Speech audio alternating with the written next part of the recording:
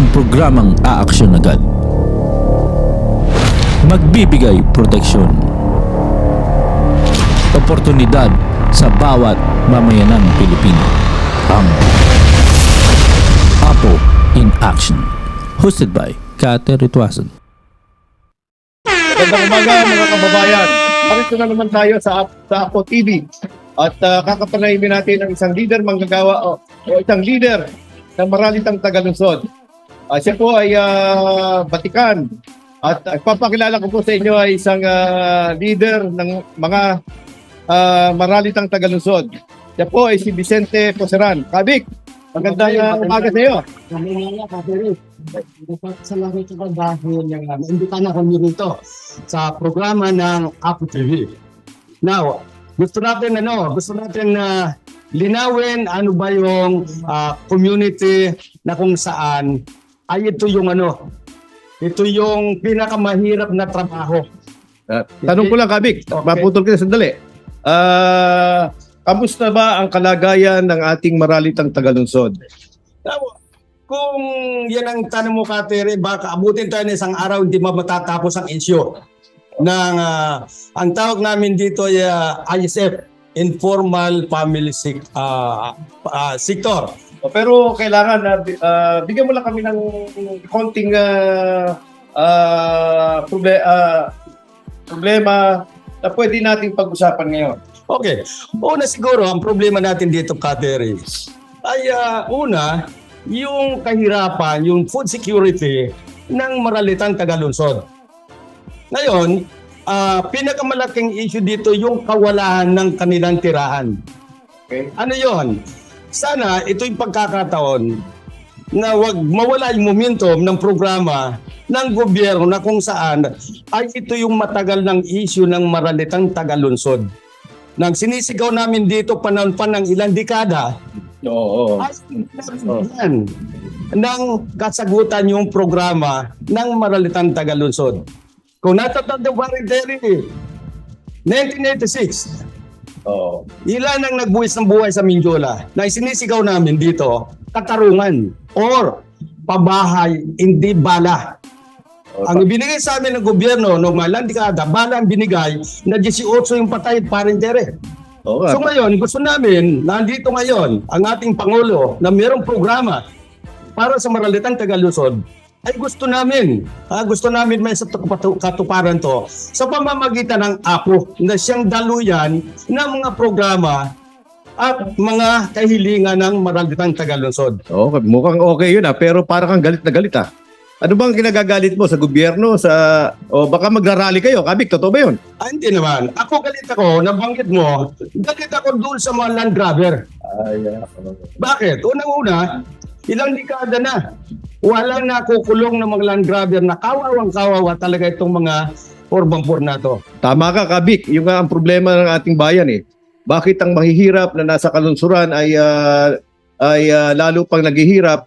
Marami ng pangulo ng ating bayan ang naluklok pero ganyan pa rin ang kalagayan ng mahihirap. Dahil nga sa nakikita natin dito, paring Terry, ay walang malinaw na kakampi ang mahihirap. Kung natatandaan mo, galing din ako sa labor leader. Galing din ako sa trade union. Pero bihira ang Maralitang Tagalunsod na magkaroon ng organizer. Dahil unang-una, ay talagang ito libre ito, walang sweldo. Alam mo naman yan, walang sweldo to. Pero bakit? Sa pamamagitan ko, ang inahawakan ko ngayon ay 17 na cities ng NCR na yan puro problema ang land grabbers. Na hindi na iiwasan na walang halos kami nakikita namin na wala kaming kakampi. Diba? Parang wala kaming kakampi dito sa usapin ng isyong to. Now, kaya nga sinabi ko kanina, sana samantalain natin yung momentum na si Pangulong Marcos nandito upang may parating natin yung inahing mga karaingan ng mga urban poor. Okay yan, Kabik. Pero ang problema natin kasi, meron tayong National Anti-Poverty Council na hanggang sa ngayon ay wala pang nauupong sekretaryo. At yan tingin ko, problema nga. At tingin ko, Kabik, kailangan punuan na yan ni BBM para meron ng maniobra, pagpakilos sa ahensya ng National Anti-Poverty Council.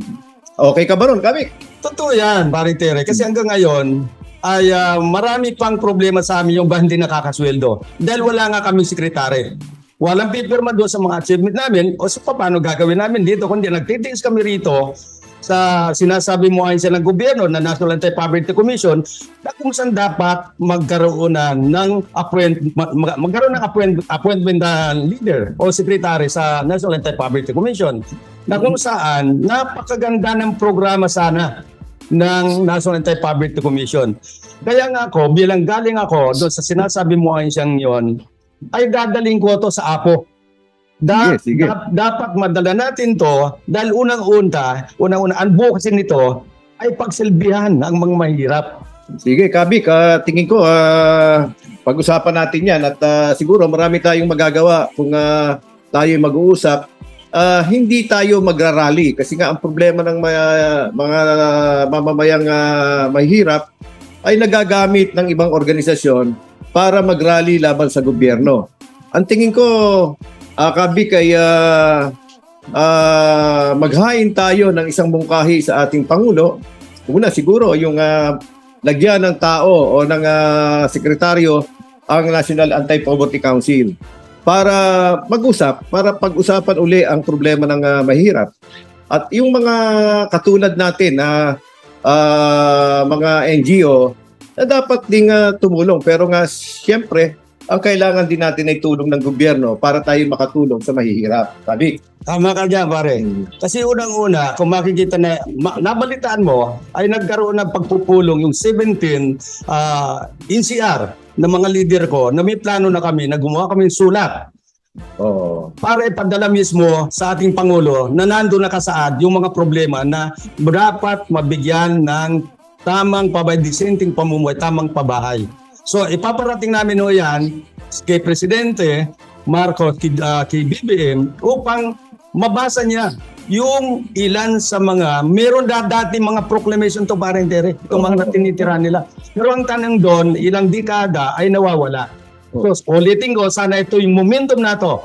Sana ito na yon mawakasan yung kahirapan ng mga marilitang Tagalusod. Sa pamamagitan ng APO, kami ay naniniwala na yung APO ay makakatulong sa problema ng maralsa. Kumbaga, laluyan yung APO ng mga problema upang may parating natin doon sa ibang mga ahinsya na pwedeng tumulong sa problema namin. Pero, Kabik, ang maralitang Tagalusod ay palaging sinusuyo ng politiko, ng senador, ng mayor, congressman, palagi silang sinusuyo tuwing darating ang eleksyon. Nangangako, ibang mga pangako ng mga politikong ito ay nakararating sa ordinaryong maralitang Tagalusod? Katulad nga na sinabi ko kanina, yung ilang mga politiko ay ginagamit yung maralitang Tagalunsod. Kasi ito yung pinakamahirap na mamamayan na kumbaga bigyan natin isang boting ay isang latang sardinas, isang kilong bigas ay tinatanggap nila, binibinta na nila yung kanilang karapatan. Ito yung pinakamalaking problema natin dito sa ating lipunan ngayon na sana mabago na sa pamamagitan ng APO. Ako naniniwala na malaking bagay, malaking tulong ng APO pagdating sa politika. Sapagkat ang APO ay hindi ito yung simpleng organization. Ang advocacy nito ay makatulong sa usapin pa ng mga pamumuhay o kaya yung mga mahihirap sa komunidad. Tama ka dyan, Kabik, pero kailangan natin ng palakasin ang mamamayan at armasan natin sila ng kaalaman, kagalingan para makatulong sa kanila. Dahil kasi nga ang maraming politiko kada eleksyon, lalapit, makangako, pagkatapos mangako, nawawala. Pero dapat maging aral na yan sa ating mamamayan. Dapat maging aral na yan sa ating maralitang Tagalusod na ang pagbabago, ang pangako ay hindi dapat pag nangako ay iboboto ka agad. Kailangan na sabi nga natin binoto mo si ganito. Tapos aasa ka ng tulong. 'Di ba? Parang mali Kaya ano tingin mo diyan? Normal siguro yan, parin Terry. Normal siguro yan dahil sa kahirapan nila. Nakakala nila kapag tumulong kayo sa isang politiko, ay nandun ka agad yung magagawang tulong na hindi nila nakikita ng politiko ay hindi marumi. Pero ang marumi dito, yung mga bumuboto dahil binibinta nila yung karapatan nila. Okay. Kaya maiba tayo ng topic, ano? Halimbawa, sa payatas, ang tagal ng problema yan, may natutugunan ba yan? O naayos ba yan? Nabibigyan ba sila ng tamang solusyon sa kanilang problema ng mga tao sa gobyerno, Kabik? Isa sa mga problema yan, nung bago dumating ang eleksyon, mayroon isang tumatakbong congressman na nangako pero hindi natupad. Dapat Isa yan sa problema ng mga politiko na pagdating ng eleksyon ay nangangako pero pagkatapos ang eleksyon, nakakalimutan na. Ang payatas sa tanong mo, 30 years yan, pinaglalaban namin. Pero hanggang ngayon, walang malinaw. Hindi ko alam kung pakikialaman ng isang mayor yan ng Quezon City na ibigay na talaga sa mamamayan yung nagpakatira doon. pag binigay naman sa mamamayan yan, wala nang problema, wala nang kakampanyahin ng mga politiko. Kasi nga, yun ang ginagamit na pamaraan ng politiko na kaya kailangan silang bumoto dahil kasi sabi ng politiko, pag ako binoto nyo, nasa inyo na yung lupa. Tama yon. Pero ang laban dito, Parintere, hindi natatapos. Sige, sabihin natin, binigyan ng lupa. Binigyan ng bahay, pero ang problema dito, yung pang-ekonomiya. Tama ka. Diba? May bahay ka nga, pero wala ka naman makakain. So, ibig sabihin, dual yan. Meron kang bahay, meron kang hanap buhay. Ano yung programa ng APO, di ba? Ang programa ng APO ay livelihood, kooperatiba, o lahat na dapat pangkabuhayan na ibinibigay ng APO. Kaya ako naniniwala na ang APO magtatangko pa ito sa pamamagitan ng ating pagkakaisa at maghanap pa tayo ng mga leader na katulad natin nagsasakripisyo na walang kapalit kung ano man. Okay yan, Kabik. At natutuwa ako nakapareham kita ngayon at nalaman ko ang ilang problema ng Moralitang Tagalunsod. At sana ang panawagan natin, yung panawagan mo, yung sinabi mo ay ipapanawagan natin sa ating Pangulo na sana wakasan na yung problema ng Moralitang Tagalunsod, Kabik. Kaya nga, ito, sana makita to nung aking mga miyembro, yung 17 cities na ina-organize ko.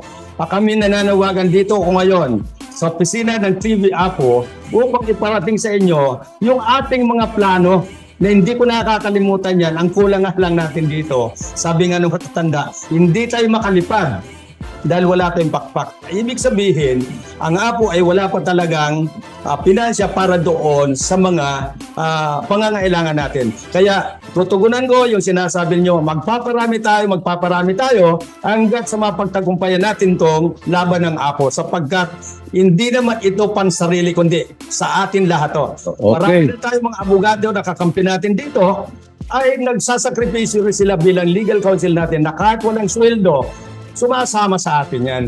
Okay, At Kabik. yung mga ilang abogado pa ay nag-recruit din para magkaroon ng katuparan yung ating mga pabayan kung ano pa man yan. Okay, Kabik. At mukhang kakapusin tayo ng kaya maraming salamat, Kabik. At sana yung pangarap ng Moralitang Tagalunsod, pangarap ng APO ay makarating sa ating Pangulo at matugunan to. Salamat sa iyo, Kabik. Okay, salamat.